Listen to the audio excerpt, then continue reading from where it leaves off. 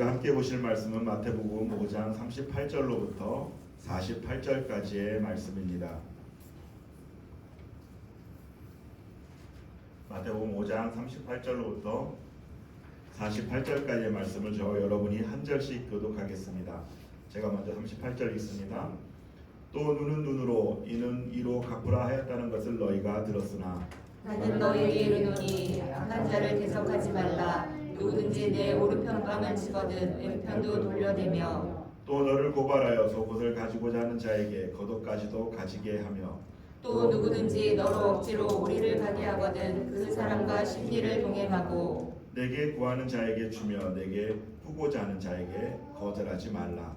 또 내 이웃을 사랑하고 내 원수를 미워하라 하였다는 것을 너희가 들었으나 나는 너희에게 이르노니 너희 원수를 사랑하며 너희를 박해하는 자를 위하여 기도하라. 이같이 한즉 하늘에 계신 너희 아버지의 아들이 되리니 이는 하나님이 그 일을 악인과 선인에게 비추시며 비를 의로운 자와 불의한 자에게 내려주심이라. 너희가 너희를 사랑하는 자를 사랑하면 무슨 상이 있으리요 세리도 이같이 아니하느냐. 또 너희가 너희 형제에게만 무난하면 남보다 더하는 것이 무엇이냐. 이방인들도 이같이 아니하느냐. 함께 읽습니다. 그러므로 하늘에 계신 너희 아버지의 온전하심과 같이 너희도 온전하라. 아멘. 하나님의 눈높이라는 제목을 가지고 말씀을 나누려고 합니다. 이제 이곳에서 예배드리기 시작한 지 벌써 2달이 넘었고요. 부활절을 끝으로 저희가 이제 동백으로 이사를 가게 됐습니다. 예전에 보면 이제 성전을 지을 때 예전에 어르신들이 벽돌 한 장 한 장을 이렇게 쌓으면서 지었다라는 말씀들을 많이 하셨는데요. 기도하심으로 내가 동백 성전을 위해서 어떤 벽돌을 쌓을지 이렇게 기도하는 그런 주간이 되었으면 합니다. 자, 오늘 말씀은 지난주 말씀에서 계속해서 이어지는 말씀이기도 합니다. 지난주 우리는 율법에 대해서 우리가 어떻게 율법을 대해야 되는지 그 자세에 대해서 말씀을 나눴는데요. 간단하게 말씀드리면 이 땅에 주님이 오실 때까지 율법은 절대로 없어지지 않는다라고 말씀하시고 있었고요. 계속해서 지금까지 계승되고 있음을 예수께서는 말씀하셨습니다. 그리고 나서 시작되는 장이 바로 21절 장입니다. 지금 오늘 읽었던 것은 그 5장의 마무리 부분에 해당되는데요. 계속해서 21절부터 이제는 율법이 어떤 것을 요구를 하고 있는지 어떻게 율법을 구체적으로 실천하는 것에 대해서 말씀을 계속 하고 있는 것을 보게 되는데요. 삶의 자리에서 굉장히 많은 사람들을 우리는 만나게 됩니다. 그런데 그 사람들에게 하나님의 자녀로서 어떻게 살아가야 하는가에 대한 삶의 지침과 같은 내용들이 21절로부터 계속해서 이어지고 있다는 것이죠. 그런데 여기서 눈여겨봐야 될 그런 독특한 표현이 하나 있습니다. 구체적인 실천 덕목을 얘기를 하면서 21절에 보면 뭐라고 말씀하시냐면요. 옛사람에게 말한 바 살인하지 말라. 누구든지 살인하면 심판을 받게 되리라 하였다는 것을 너희가 들었으나 라고 되어 있습니다. 이 옛사람에게 말한 바라는 표현은요. 33절에서도 계속해서 나와요. 또 성경의 번역본에 따라서 이건 뭐라고 또 표현되냐면요. 모세에게 말한 율법에서는 이라는 표현을 나오는데요. 그러니까 무슨 얘기냐면요. 이 율법 자체가 하나님께서 모세에게 말씀하신 그 말씀을 기반으로 하고 있다는 것을 알 수가 있죠. 갑자기 툭 튀어나온 것이 아니라 하나님께서 이미 모세를 통해서 이스라엘 백성에 그리고 지금 현재 살아가는 우리에게 말씀을 전해주셨어요. 그 말씀을 기반으로 예수께서 오셔서 지금 사역을 하고 있음을 보여주고 있는 것이죠. 그렇다 보니까 예수께서 오셔서 뭐라고 말씀하셨냐면요. 내가 율법을 폐하러 온 것이 아니요 완전하게 하러 오셨다라는 말씀을 왜 그런 말씀을 했는지 유추가 가능한 거죠. 예수께서 그 말씀을 그 율법 위에서 사역을 하고 있는데 그것을 폐하러 온 것이 왔다고 한다면은 오히려 그것이 문제가 되는 것이죠. 자기 기반을 흔들게 되는 것이니까요. 그렇다고 해서 바리새인들과 아니면 또 서기관들과 같이 구약의 율법 형식 그대로 그렇게 지키라는 말이냐? 그것도 아닙니다. 물론 율법을 완전히 지킬 수도 없지만 자칫 율법으로 인해서 우리가 구속될 수 있기 때문에 오히려 자유를 뺏길 수 있기 때문에 속박될 수 있기 때문에 그 위험이 그 안에 있기 때문에 율법을 문자 그대로 지키라는 말도 아니죠. 예수께서는요.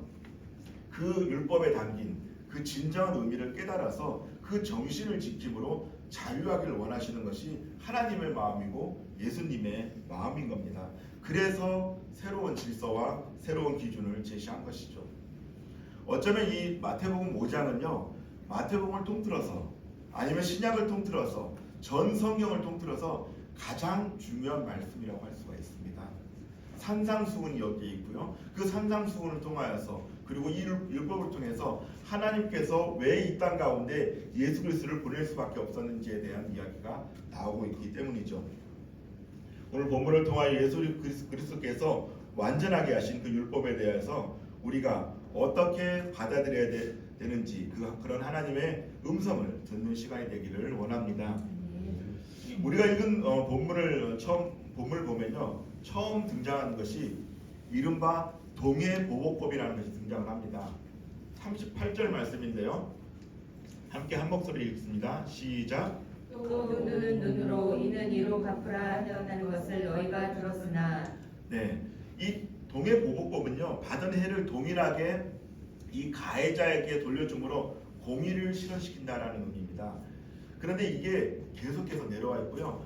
우리나라의 법도 보면요, 8조법이라고 옛날의 법을 보면요, 이 동해보복법이 들어가 있어요. 해를 입은 만큼 돌려준다는 것이죠. 정의 구현의 실현, 또 사회에서 이 악을 제거한다는 차원에서 보면요, 굉장히 중요한 법이거든요. 그래서 모세오경에만 보아도 이게 굉장히 많이 나와 있는데요. 제가 한번 찾아봤습니다. 출애굽기 21장 23절부터 25절까지 말씀인데요. 그러나 다른 해가 있으면 갑되 생명은 생명으로, 눈은 눈으로, 이는 이로, 손은 손으로, 발은 발로, 된 것은 된 것으로, 상하게 한 것은 상함으로, 때린 것은 때림으로 갚을지니라. 레위기에도 나옵니다. 24장 20절 21절 말씀인데요. 상처에는 상처로, 눈에는 눈으로, 이에는 이로 갚을지라. 남에게 상해를 입힌 그대로 그에게 그렇게 할 것이며, 짐승을 죽인 자는 그것을 물어줄 것이요 사람을 죽인 자는 죽일지니라고 되어 있습니다. 계속해서 모세오경을 통해서도 이 말씀이 반복되고 있습니다. 그렇다 보니 악인들에게 해를 입은 사람들이 있을 거 아니에요. 그 사람들이 적법하게 자신이 법을 집행할 수 있는 기준이 뭐냐면 이 동해보복법이 됐던 거예요.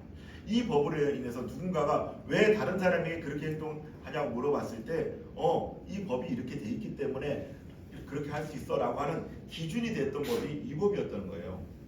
어쩌면 이 법 때문에 약한 자든 강한 자든 동시대에 살아갈 수 있었던 거죠. 약한 자도 이 법을 강한 자에게 들이밀 수 있었던 것입니다.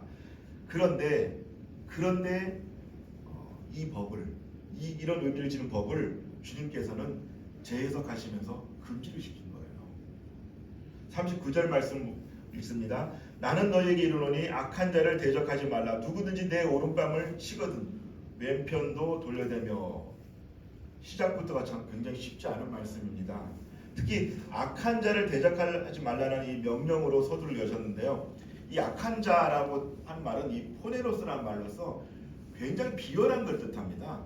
그냥 뭐 하다가 실수해서 남에게 피해를 입힌 것이 아니라요, 계획적으로 남을 비열하게 괴롭힌 것을 얘기를 하는 거거든요.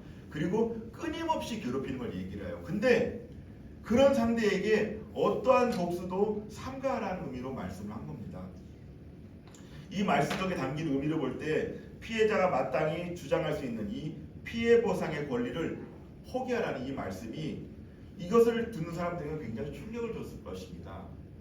법이 다 못 따라가고 있는데, 법이 이것을 다 못 해결해주고 있는데, 그래도 이 동해보복법으로 자기의 억울함을 풀어가고 있는데 예수님께서 오시자마자 이것을 금지시켰던 것이죠. 자신이 알고 있던 유일한 보상 방법을 포기하는 것이 쉬웠겠습니까? 그럼에도 불구하고 주님은 그것을 내려놓으라고 말씀하십니다. 그렇게 동해보복법을 금지시킨 후에 그 위에 이제 당신께서 가지고 오신 새 기준을 제시하는데요. 그 기준이 뭐냐면요, 누구든지 내 오른편뺨을 치거든 왼편도 돌려대며라고 되어 있습니다. 참으로 놀라운 대응 방법이죠. 그런데 이 대응 방법 못지않게 내용을 보면 더 충격적입니다. 이 기본적으로 여기 쓴 단어들 보면요, 살살 친 거 아니에요. 세게 가격했다는 뜻이 여기에 담겨져 있습니다. 비록 손으로 때리는 거지만 큰 고통을 줄 만큼 매우 강하게 쳤다는 것을 전제하고 있죠. 그런데요, 당시 고대 근동 지방에서 이 손으로 뺨을 때리는 행동은요 굉장히 모욕적인 행동이 있어요. 뭔가 몸뚱이를 때리는 것이 아니라 손으로 때리는 것이 굉장히 모욕적인 행동이었습니다. 특히 뺨 때리는 것이 그렇다는 거죠. 이런 느낌은 우리나라에 있지 않나요? 뺨을 맞는다는 건 굉장히 모욕적으로 느끼게 되죠. 그런데 여기서 조금 더 자세히 보면요 상황이 더 충격적일 수밖에 없어요. 왜냐하면요 당시의 히브리인들은 오른손을 사용합니다. 그럼 뺨을 때리게 되면 상대방은 어디를 맞게 되죠? 처음 맞는 게 왼쪽을 맞게 됩니다. 왼쪽을. 근데 여기서 보면 오른뺨을 먼저 맞았어요. 그것은 어떤 경우일까요? 두 가지 경우입니다. 하나는 뭐냐면요 이렇게 때렸다는 거예요. 지금도 그 서양에서요 결투를 신청할 때 어떻게 하면 장갑으로 이렇게 때립니다. 이거 결투 신청하는 거예요. 이렇게 때렸다가 상대방을 모욕을 줬다는 거예요. 또 한 가지 뭐냐면요 뒤에서 때린 거예요. 뒤에서 안 본 사이 때리면 어떻게 해요? 내 오른발이 맞게 되죠. 그렇게 때렸다는 건데요. 무슨 얘기냐? 유대 풍습으로 볼 때 이 손등으로 때리는 건 굉장히 모욕감을 준 겁니다. 그러니까 나에게 이런 모욕적인 행동을 했을 때도 어떻게 해요? 참을 안 돼요. 한편 등 뒤에서 때렸다고 가정해보면 어떤 겁니까? 부지불식 중에 내가 예상하지 못한 상황 가운데 기습적으로 나를 공격했다고 해도 어떻게 해요? 참을 안 돼요. 모욕적인 상황을 맞이하였을지라도 생각하지도 못한 공격을 당하였을지라도 오히려 왼편을 돌려달라고 하나님께서 말씀하고 있는 것이죠. 물론 이게 그냥 왼밤도 때리라고 대라는 그런 문자적인 뜻은 아닙니다. 무슨 얘기냐면요. 그 어떤 경우라도 직접적으로 복수하지 말고 다른 뺨을 내놓는 마음으로 그 모욕과 그 고통을 견디라는 말씀을 하고 있는 것이죠. 자칫 스스로 이 문제를 해결하고 하다가 오히려 복수를 낳음으로 인해서 그 악순 안의 고리가 끊어지지 않을 것임을 알기에 상대에게 관용을 베풀면서 하나님께 일하심을 맡기고 그냥 기다리라는 것입니다. 주님께서 가지고 오신 하나님 나라는요 주권이 나에게 있는 것이 아닙니다. 하나님께 있기 때문에 이것을 기다려 얘기를 하는 것이죠. 자, 이런 변화가 예수님 말씀 속에 들어있는 것입니다. 쉽지 않죠? 제가 아까 교주님들끼리 같이 모여 기도할 때 오늘 말씀 참 어렵다라고 말씀드렸습니다. 제가 쓰면서도 너무 어려워요. 이 말씀이. 이 말씀을 못 알아들어서 어려운 것이 아니라 지키는 것이 너무 어렵다는 겁니다. 자, 다음에 이어지는 40절도 보겠습니다. 여기에서도 새로운 법이 적용되는데요. 40절 말씀 다시 한번 읽겠습니다. 시작. 또 너를 송사하여 속옷을 가지고자 하는 자에게 겉옷까지도 가지게 하며. 이스라엘을 비롯해 근동 지방에는 밤 날씨가 꽤 쌀쌀합니다. 낮과 이 밤의 일교차가 굉장히 심해요. 낮에는 좀 더운 것 같다도 밤에는요 좀 추워지기 시작합니다. 거기다가 바람까지 불면요 금방 온도가 영하 가까이 떨어지게 됩니다. 급강을 하죠. 그런 의미를 볼 때 이 겉옷은요 몸의 보호와 안전을 위해서 꼭 필요한 겁니다. 그런 이유로 성경에서는 가난한 자의 경우에 어떻게 해요? 그 겉옷 같은 경우 가난한 자는 별로 한 벌밖에 없죠. 그러니까 그걸 저당 잡는 걸 금했어요. 혹여라도 저당 잡더라도 어떻게 해요? 저녁 때 되면 돌려주라고 얘기를 해요. 왜냐하면 그가 얼어 죽을 수 있으니까 그 추위로 인해서 위험에 노출될 수 있으니까 그걸 돌려주라고 했습니다. 근데 오늘 주님께서는 속옷을 달라고 하는 자에게 나의 겉옷까지도 내어주라고 말씀하고 있어요. 이게 실제로 가능할까요? 일반적으로 가능하지 않습니다. 그렇지만 만약 가능하다면 어떤 경우에 이게 가능할까요? 부모와 자식 간에는 가능합니다. 일반적으로 자기를 희생해서라도 그렇게 하는 것이 부모이기 때문에 부모와 자식 간에는 가능해요. 다시 말해서 이런 깊이 사랑해야 가능한 것이라는 것이죠. 사랑하면 어떤 것도 내어줄 수 있다라고 하잖아요. 심지어는 자기 목숨까지도 막 내어준다고 하잖아요. 왜 젊었을 때 결혼하기 전에 자기 내 목숨 내놓는다고 막 목숨도 줄 거라고 막 그렇게 하지 않나요? 그러지 않으셨나요, 집사님? 그렇게 하시죠. 내 목숨까지도 내어준다. 내가 하늘의 별은 물론이고 다 준다고 하잖아요. 사랑하니까 가능한 거예요. 근데 주님께서 왜 이렇게 말씀하셨을까요? 왜 주님께서는 이렇게 깊이 사랑해야만 가능한 이 얘기를 왜 이 시점에서 하셨을까요? 여기에는요, 우리가 누군가를 사랑한다고 한다면은 그 안에는 반드시 희생이 동반되어야 함을 말씀하시고 계신 거예요. 그냥 말로만 하는 것이 아니라 헌신이 필요하다는 거죠. 희생이 동반된 사랑이 있어야 겉옷까지 내어줄 수 있는 겁니다. 겉옷을 내어준다는 것은 내가 죽을 각오를 하고 내어주는 거예요. 당시의 지방에서 이야기가. 그러니까 이것은 우리가 가정을 세울 때도 마찬가지고요. 그리스도의 몸된 교회를 세울 때도 그렇고요. 하나님의 나라를 세울 때도 마찬가지입니다. 나의 희생이 동반되어져야 이것들이 세워지는 것이죠. 희생과 수고, 자기를 드리는 그런 마음이 필요합니다. 그렇게 희생과 헌신이 담긴 사랑이 없다면 어떤 공동체라도요 드라해질 수밖에 없고요, 온전하게 세워질 수도 없습니다. 예수께서는 우리에게 우리가 앞으로 세워갈 그 하나님 나라는 희생과 수고가 담긴 사랑으로 세워질 수 있음을 말씀하고 있는 것이죠. 우리가 우리 가정에서 하나님 나라를 세워갈 때도 마찬가지고요, 우리가 하나님 나라를 우리 교회에서 세워갈 때도 마찬가지입니다. 반드시 희생과 이런 헌신이 필요합니다. 그것이 지불되어져야지만 세워질 수가 있습니다. 이제 하나님께서는 이 하나님 나라를 새로운 기준으로 세워감에 있어서 한 단계 더 발전된, 한 단계 더 성장된 것을 요구하고 계신데요. 43절 말씀입니다. 또 내 이웃을 사랑하고 내 원수를 미워하라 하였다는 것을 너희가 들었으나, 자, 이 예수께서는 내 이웃을 사랑하라라는 이 레위기 19장 18절 말씀을 인용해서 우리가 이웃을 어떻게 대해야 될지를 말씀을 하고 계신데요. 그런데 다음에 이어지는 내 원수를 미워하라라는 이런 표현까지는 사실 성경에 나와 있지 않습니다. 이것은 예수님께서 지금 이 말씀을 갖다가 먼저 하신 것은 다음의 말씀을 이어가기 위함인데요. 지금 이들이 행하고 있는 그런 행실들을 지적하고 있는 거예요. 사실 당시에 내 이웃을 사랑하고 내 원수를 미워해도 됐었어요. 그날의 법들이 그래요. 그때 규범들이 그랬어요. 이 원수를 미워하는 것을 인정해줬어요. 원수니까 미워할 수 있지라고 생각했던 것이죠. 특별히 이 원수는 어떤 사람들이냐면요, 예수께서 계신 시대가 로마의 그런 치하에 있던 시대였어요. 그런데 이 로마의 앞잡이로 활동하는 사람들이 있죠. 그 사람들은 어떻게 해요? 미워해도 된다라고 얘기를 했던 거예요. 이 원수라는 뜻은요, 그 뜻을 담고 있어요. 우리도 일제 치하가 있었죠. 그때 일제의 앞잡이들을 사람들이 미워하는 건 어쩌면 당연하다고 여겼었죠. 지금도 일제 청산을 해야 한다고 얘기를 할 정도로 그걸 미워하는 건 당연한 거였습니다. 그런데 예수께서는 그렇게 반민족 행위를 하는 그들마저도 품으라고 이야기를 하고 있는 것이죠.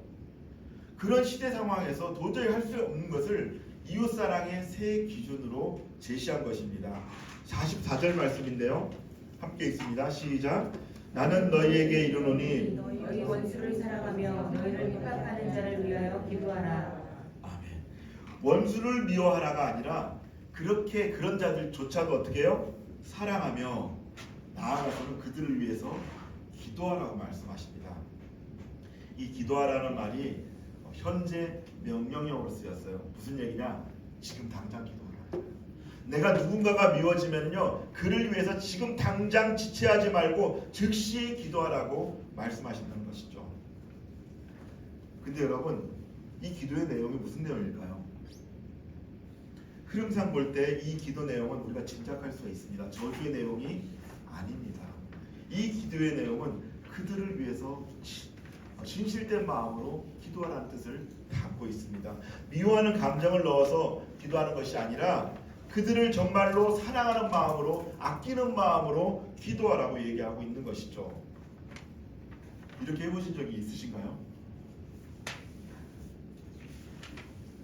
계시죠? 대답만 안 하시는 거지만, 예. 근데 어때요? 쉽지 않죠. 하필이면요, 이런 경우가 많아요. 이런 말씀 듣고 밖에 나갔는데 미워하는 사람이 바로 생기는 경우가 있습니다. 야, 그때 고민되죠. 좀 전에 이 말씀 들었는데 쉽지 않습니다. 억지로 하는 것도 참으로 쉽지 않습니다. 그런데 하나님께서는 이것을 하라고 말씀하시고요, 이것이 새로운 하나님 나라의 기준이라고 말씀하십니다. 누가복음 23장 34절 35절 말씀입니다. 이에 예수께서 이르시되 아버지 저들을 사하여 주옵소서, 자기들이 하는 것을 알지 못함이니이다 하시더라. 그들이 그의 옷을 나눠 제비 뽑을새 백성은 서서 구경하는데 관리들은 비웃어 이르되 저가 남을 구원하였으니 만일 하나님이 택하신 자 그리스도이면 자신도 구원할지어다 하고, 주께서는 자신을 박해하는 원수들 위하여서 기도하는 본을 보이셨습니다. 나를 조롱하고 나를 멸시하는 자를 위해서 기도했다는 것이죠. 내가 힘이 없어서 기도한 거 아닙니다. 예수께서 도저히 못 참겠다 하고 십자가에 내려와서 정말 그들을 다 멸할 수 있는 힘이 있었음에도 불구하고 그것을 참으며 기도하셨던 겁니다. 본을 보이셨던 것이죠. 이처럼 예수께서는 원수에 대하여 소극적으로 인내하고 견디는 데 머무는 것이 아니라 적극적으로 그들의 구원을 위하여 기도하는 자세로까지 나아가야 함을 보여주고 계십니다. 이것은 인간적인 생각으로는 정말로 불가능한 것처럼 보이죠. 그렇지만 예수께서는 천국 시민된 성도들이라면 내가 당하고 있는 상황에 집중하는 것이 아니라 주께서 가지고 오신 하나님 나라에 집중하기를 원하고 계십니다. 그래서 나의 관심사가 새로운 시대에서 내가 어떻게 살아가야 할 것인가에 대해 초점을 맞추고 그 눈높이가 하나님의 눈높이까지 올라가기를 원하고 계십니다. 그것을 위하여 예수께서는 지금까지와는 다른 새로운 질서를 또 제시하시고 새로운 기준을 제시하셨으며 친히 롤모델이 되셨던 것입니다. 자, 이제부터는 하나님의 영광을 드러내며 종이 아닌 하나님의 아들로서 살아가야 함을 말씀하고 계신데요. 이제 이렇게 살아감으로 하나님의 아들로서 살아가기를 원하고 계신 하나님의 말씀을 보게 되는데요. 45절 말씀입니다. 이같이 한즉 하늘에 계신 너희 아버지의 아들이 되리니 이는 하나님이 그 해를 악인과 선인에게 비추시며 비를 의로운 자와 불의한 자에게 내려주심이라. 아멘. 자, 이 말씀을 자세히 보면 좋을 것 같아요. 이 말씀을 읽어보면요, 앞에 나온 것들이 지켜질 때에 하나님의 아들이 될 수 있는 것으로 이해할 수 있지만 원문을 보면 그렇지 않습니다. 앞에 걸 지켜야지 하나님의 아들이 된다는 개념이 아니라요, 아버지의 아들이 되리니라는 말은요, 내가 이미 하나님의 아들이 되었는데 그것을 증명하기 위해서 이렇게 지킨다는 의미예요. 그러니까 내가 이것을 지켜서 하나님의 아들이 되는 게 아니에요. 나는 이미 예수 그리스도를 믿을 때 어떻게 돼요? 하나님의 아들이 되었어요. 그런데 다른 사람들이 알지 못하죠. 그러니까 어떻게 해요? 내가 이렇게 지킴으로 말미암아 다른 사람이 나를 하나님의 아들로 인정한다는 개념입니다. 사람이 하나님의 아들이 되는 것은 예수를 믿고 구원을 받은 그런 순간부터이지만 다른 사람들로부터 하나님의 아들이라 일컬음을 받는 것은 삶에서 실제적으로 내가 그리스도의 가르침대로 살아가고 있을 때부터라는 말인 것이죠. 그렇기 때문에 우리는 예수를 믿음으로 구원을 받는 순간부터 하나님의 자녀의 모습을 갖추기 위해서 계속해서 노력해야 되는 거예요. 내가 예수를 믿고 나 다음에 세례받고 할래, 아니 세례받고 나서 내가 나중에 할래가 아니라 내가 예수를 내 주로 고백한 순간부터 하나님의 아들로서의 모습을 보여줘야 된다는 것을 의미하고 있는 것이죠. 사도행전 11장 25절로부터 26절까지 말씀입니다.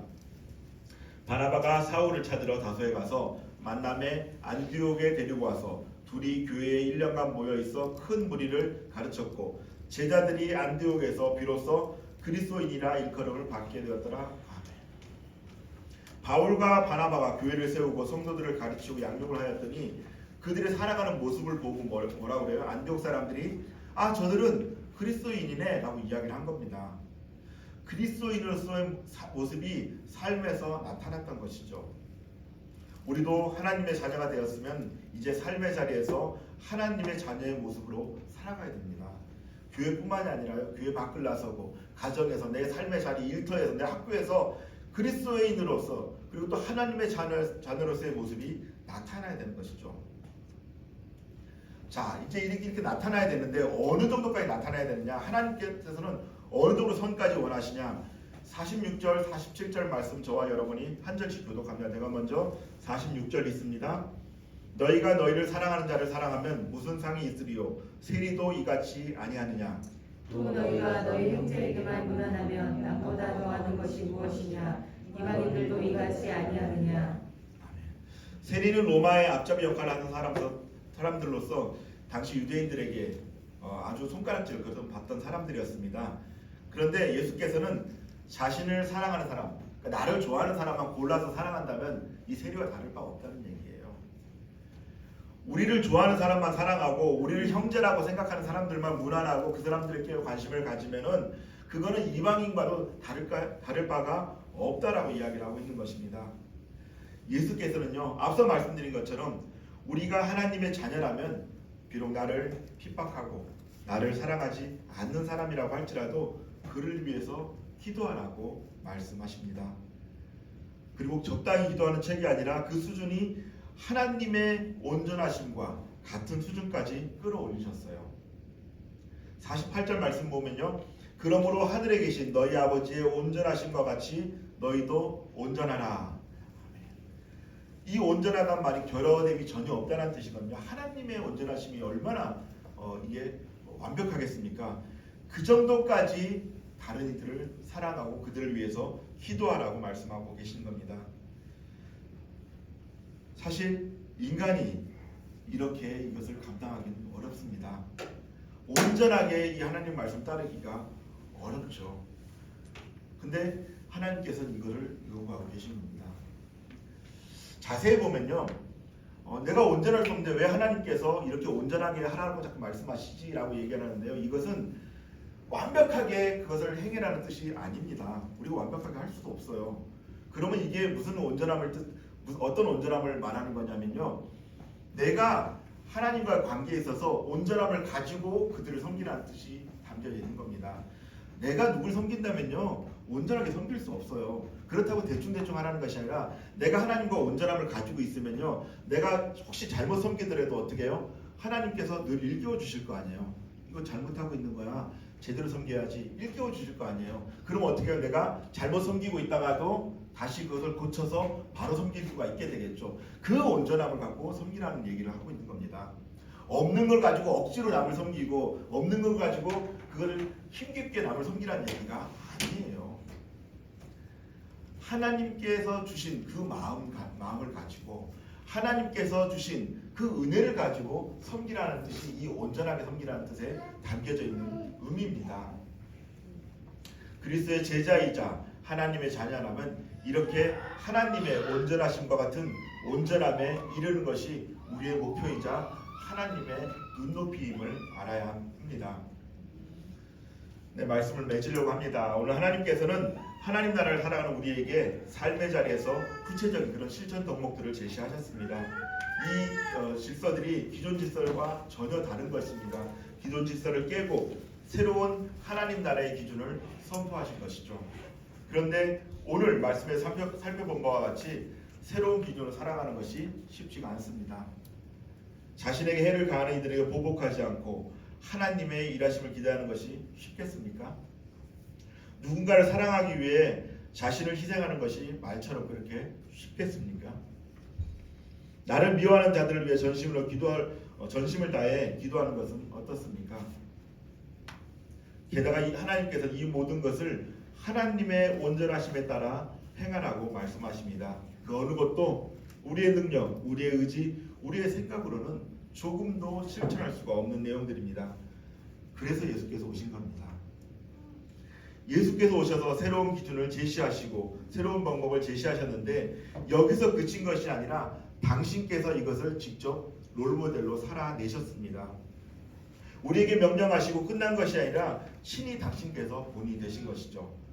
그렇기 때문에 우리도 이 모든 것을 예수님을 통하여 성취할 수가 있습니다. 예수께 힘을 얻음으로 감당하며 예수를 따름으로 길을 찾고 예수를 붙잡음으로 다시 일어설 수가 있는 것이죠. 우리에게 오신 예수님은 그런 분이십니다. 그저 벽에 이렇게 가끔가다 보면 벽에 걸려있는 그런 분이 아니시죠. 또 성경에 나오는 그런 역사적 인물이 아니십니다. 필요할 때만 잠시 불러보는 그런 이름이 아니라 오늘 내가 붙잡고 기도해야 될 이름이고 능력이 바로 예수 그리스도입니다. 그런 예수님을 따름으로 그리스도의 능력을 경험하고 하나님의 눈높이인 온전함을 향하여 나아가시는 저와 여러분 되시기를 주님의 이름으로 축복합니다. 아멘. 하나님 아버지 감사를 드립니다. 우리 가운데 자정하여 주셔서 늘 역사하시고 또 우리에게 가장 선한 것을 베풀어 주심에 감사를 드립니다. 오늘 하나님 나라의 새로운 법이 선포되었습니다. 참으로 들을 때마다 지킬 때마다 우리가 감당하기 어려운 것임을 우리는 잘 알고 있습니다. 이것을 우리 힘이 아니라 예수 그리스도의 능력으로 하나님 이것들을 지켜나가게 하여 주시옵고 하나님의 온전함으로 인하여서 이것을 능히 이루는 우리의 삶이 될 수 있도록 도와주시옵소서. 그래서 우리의 삶의 자리, 가정과 직장, 모든 삶의 터전이 예수 그리스도의 향기가 넘쳐나고 하나님 나라가 구현되는 복된 자리가 될 수 있도록 인도하여 주시옵소서. 감사드리며 존귀하신 예수 그리스도 이름으로 기도드립니다.